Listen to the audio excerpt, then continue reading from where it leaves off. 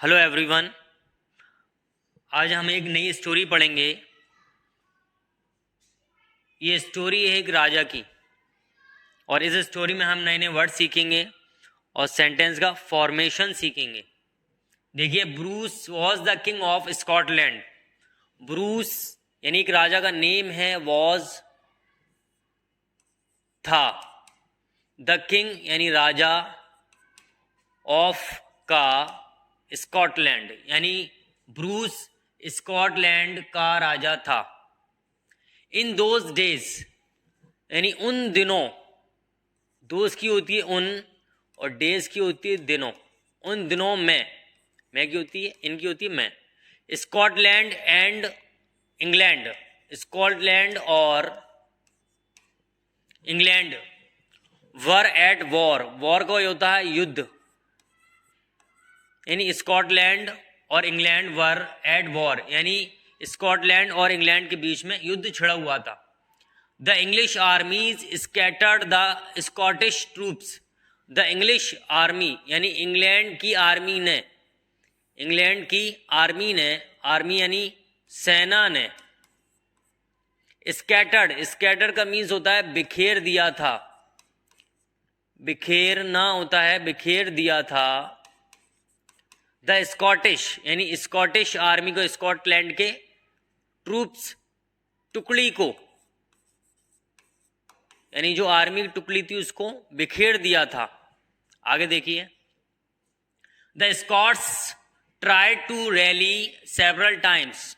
The Scots यानी Scots के army ने, स्कॉट्स की आर्मी ने, ट्राइड का मतलब होता है प्रयास किया, प्रयास करना, प्रयास करना, क्या करने का, टू रिलाई, टू रैली यानी इकट्ठा होने के लिए,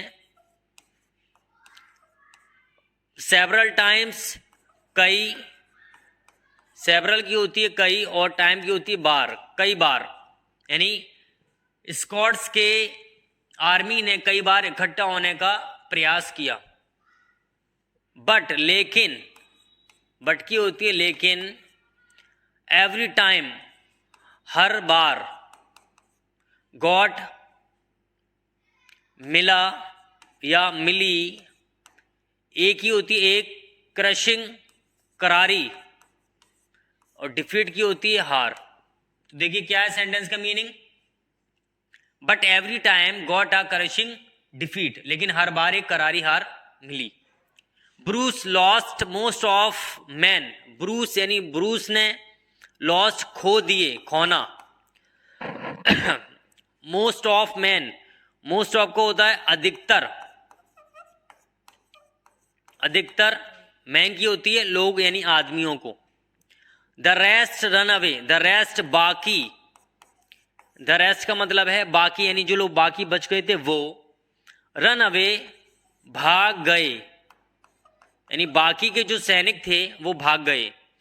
ही टू फ्लैड, वह भी भाग गया, टू की होती है भी और फ्लैट की होती है फ्ली की सेकंड फॉर्म है। फ्ली मीन्स होता है भाग जाना, भाग गया कौन, ब्रूस यानी राजा। ही वॉज, वह था, वॉज की था, अलोन मीन्स होता है अकेला, वो अकेला था, वो अकेला था। एंड और डिसअपॉइंटेड, उदास।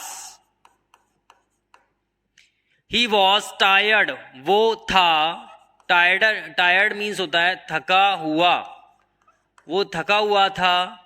एंड और वुंडेड, वुंडेड का मीनिंग होता है जख्मी, जख्मी था।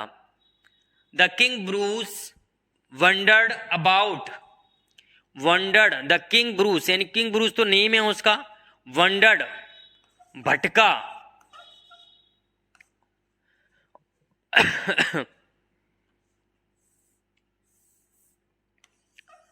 देखिए भटका यानी भटकना। अबाउट, लुकिंग फॉर यानी ढूंढने के, लुकिंग फॉर का मीनिंग होता है ढूंढना, खोजना। फॉर अ प्लेस यानी एक जगह के लिए, किस जगह के लिए, यानी ढूंढने निकला, टू हाइड छिपना, हाइड का मीनिंग है छिपने के लिए, और पास द नाइट, और एंड का होता है, और पास का मतलब है गुजारना, द नाइट रात। देखिए क्या पूरा मीनिंग होगा। King Bruce wandered about, wandered about का मीनिंग होता है भटकना, तो ये पास इंडेफिनिट के टेंस से और इसमें सेकंड फॉर्म यूज हुई है भटका। क्यों भटका? लुकिंग फॉर अ प्लेस, यानी एक जगह ढूंढने के लिए, टू हाइड छिपने की, एंड पास द नाइट रात गुजारने के लिए। एट लास्ट आखिरकार, एट लास्ट का मीनिंग है यहां पर अंत में। ही वे केम अपॉन, पहुंचा, केम अपॉन का मीनिंग है यहां पर पहुंचना या आना। कहां पहुंचा? एन ओल्ड केव, एक पुरानी गुफा के पास पहुंचा वो, एक पुरानी गुफा के पास। केव का मीनिंग होता है गुफा। आगे देखिए, no one was there in the cave, no one कोई नहीं, वॉज था, इन द केव, देखिए वहां, देयर की मीनिंग होता है वहां, इन द केव गुफा में, केव की होती है गुफा और मैं, इनकी होती है मैं, यानी वहां कोई भी नहीं था। बीइंग टायर्ड, बीइंग टायर्ड का मतलब है, टायर्ड का मतलब है यहां पर थका होने के कारण, थके होने पर, होने पर, ये बीइंग का मतलब होता है होने पर, थका हुआ। King Bruce got in, king Bruce यानी ये राजा का नेम है, गॉट का मतलब गॉट इन यानी अंदर गया, अंदर गया। एंड और ले, लेट गया, ले मीन्स होता है लेटना, लेट गया, ले डाउन है यहां पर, ले डाउन यानी लेट गया। ऑन द बेयर, बेयर का मतलब है नंगे, फ्लोर का मतलब है फर्श यानी जमीन। टू रेस्ट आराम करने के लिए, यानी आराम करने के लिए वह लेट गया। As the king lay thinking about the future of his country, as का मीनिंग है जब, द किंग यानी राजा, ले लेटा हुआ था, लेटा था, थिंकिंग, थिंकिंग का मतलब है सोचते हुए, अबाउट का मतलब है के बारे में, अबाउट के बारे में, किसके बारे में? फ्यूचर, फ्यूचर का मतलब है भविष्य, भविष्य के बारे में। के यानी ऑफ का मीनिंग है के, हिज का मीनिंग होता है अपनी, कंट्री यानी देश, यानी अपनी कंट्री देश, अपनी देश के भविष्य के बारे में सोचते हुए वो लेटा हुआ था। ठीक है। He saw a strange site, उसने एक स्ट्रेंज साइट देखी। सॉ का मतलब होता है सी की सेकंड फॉर्म में देखना, तो देखा या देखी। ए का मतलब है ए, स्ट्रेंज का होता है विचित्र, साइट का मीनिंग है दृश्य यानी नजारा। There was a spider on the ceiling of the cave, there का मीनिंग यहां पर कुछ नहीं है, इंट्रोडक्टरी सब्जेक्ट है। वॉज थी, आ एक ही होती है, एक, स्पाइडर होता है मकड़ी, ऑन का मीनिंग है पर, यानी एक थी पर, कहां पर? द सीलिंग, सीलिंग यानी छत, छत। ऑफ का मतलब की, द केव गुफा, यानी गुफा की छत पर एक मकड़ी थी। It span a long thread, it इसने, यानी मकड़ी की बात हो रही है। स्पैन का स्पिन की सेकंड फॉर्म है ये, इसकी सेकंड फॉर्म है स्पैन, बुनना। ए का मतलब है एक, लॉन्ग लंबा, थ्रेड का मीनिंग होता है जाला या धागा, तो यहां पर तो जाला है, जाला। एंड और ट्राइड, कोशिश की, प्रयास किया, किसका? टू रीच द, पहुंचने का, द फार, फार का मतलब दूर की, वॉल दीवार, to make a web, make का मतलब होता है बनाने के लिए, अ वेब एक जाला। तो देखिए, इट स्पैन उसने बुना, अलोंग थ्रेड, थ्रेड मतलब होता है जो जाला निकालती है वो, यानी धागा, एंड ट्राइड कोशिश की, टू रीच पहुंचने की, द फार दूर की, वॉल दीवार पर, टू मेक बनाने के लिए, अ वेब एक जाला बनाने के लिए। बट लेकिन, बट का मीनिंग है, या यहां लिख सकते बट पर, लेकिन या पर, द थ्रेड यानी धागा, ब्रॉक, ब्रॉक ब्रेक की सेकंड फॉर्म है ये, ब्रेक मीन्स होता है टूटना, तो यहां हो जाएगा टूट गया, टूट गया।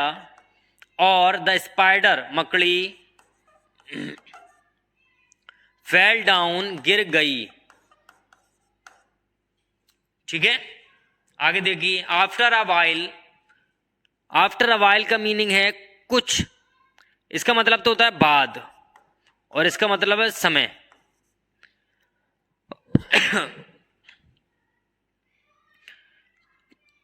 आफ्टर माइल पूरा इसका मीनिंग होता है कुछ समय बाद, कुछ समय बाद। It ran up the wall, it वह, रैन अप दौड़ी, द वॉल दीवार पर, वॉल का मीनिंग है दीवार पर, अप का मतलब दीवार पर।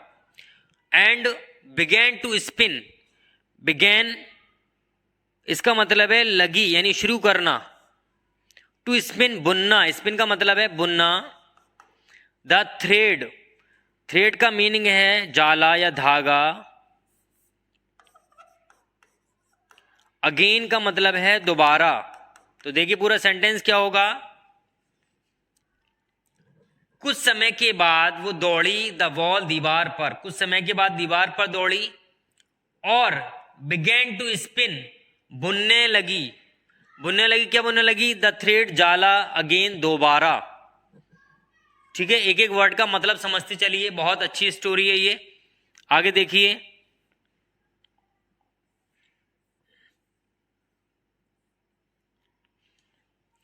Once more it try to reach the other wall, once more एक बार फिर, इट ये, या यहां पर होगा इसने, ट्राइड प्रयास किया, टू रीच का मतलब होता है पहुंचना, पहुंचने का, द अदर वॉल दूसरी दीवार पर, वॉल का मीनिंग है दीवार, और अदर का होता है दूसरी।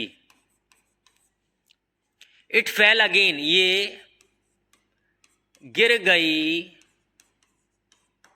दोबारा, ये दोबारा गिर गई। बट लेकिन, द स्पाइडर मकड़ी,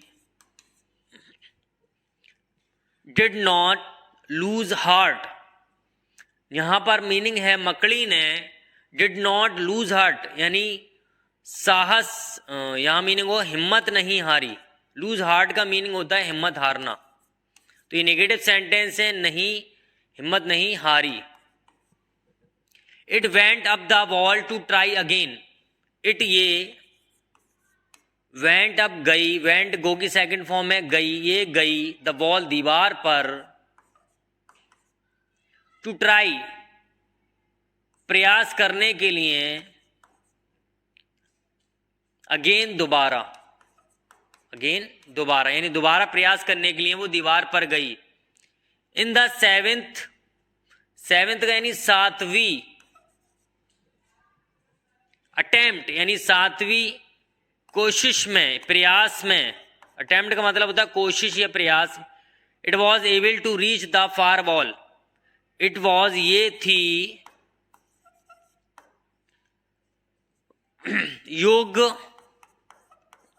टू रीच पहुंचने के, द फार वॉल, फार का मतलब दूर की दीवार, यानी दूर की दीवार पर पहुंचने की वो योग्य थी, यानी कामयाब हो गई, सक्सेस हो गई।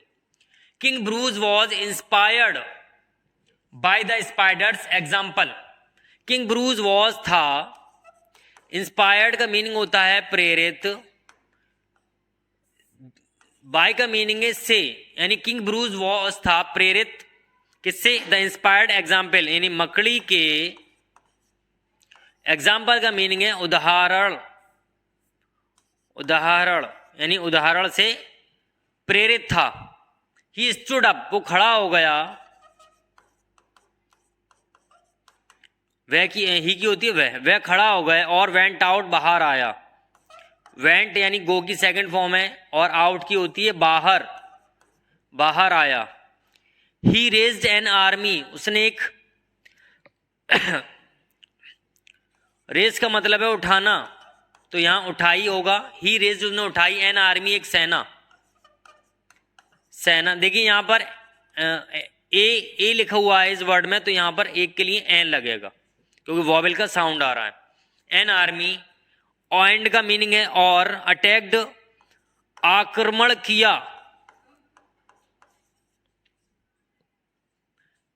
ये स्पेलिंग गलत है, अटैक्ड होगा यहां पर, अटैक्ड आक्रमण किया, द एनिमी शत्रु पर, शत्रु पर आक्रमण किया, एंड और दिस टाइम, इस बार, इस बार, ही केम आउट विक्टोरियस, इस बार वह, केम आउट विक्टोरियस का मतलब होता है जीत गया। तो देखिए स्टोरी थी, स्टोरी में हमने नए नए वर्ड सीखे और सेंटेंस का फॉर्मेट सीखा, किस तरीके से स्टोरी को हम ट्रांसलेट करते हैं। अगर आप ऐसे ही स्टोरी को ट्रांसलेट करेंगे तो आपको बहुत सारे नए नए वर्ड्स समझ में आएंगे, आप नए नए वर्ड सीखेंगे और स्टोरी बनाना सीखेंगे और आपको इंग्लिश अच्छे से पढ़ना आएगी।